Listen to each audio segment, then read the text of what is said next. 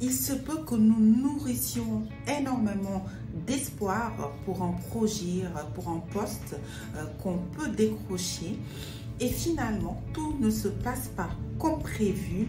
On ne mène pas le projet à bien, on ne décroche pas finalement ce poste-là. Il y a deux attitudes possibles.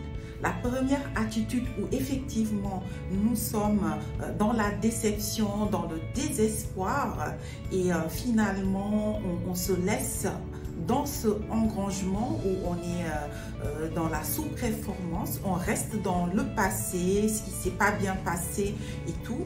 Et on a la possibilité aussi justement de choisir la voie où on se dit qu'on est en mesure de rebondir, de regarder en arrière, de voir ce qui s'est passé. Qu'est-ce qu'on peut apprendre sur le chemin? Sûrement, on a rencontré une personne qui nous a dit quelque chose, qui a la capacité, justement, quand on y réfléchit, de nous amener autre part de mieux. Et donc, il y a toujours une alternative qui peut s'ouvrir à nous. Donc, savoir rebondir et savoir justement trouver ces alternatives-là va faire qu'on va être mentalement fort et on va être prêt à rebondir et on ne va pas rester dans cette situation de désespoir et de déception puisque vous le savez de toute façon, on se nourrit d'espoir et si on perd cet espoir-là, on n'est plus en mesure de faire grand-chose.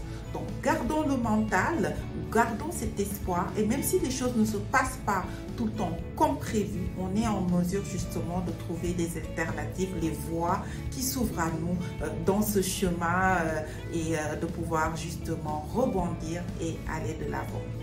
Merci beaucoup à tout le monde.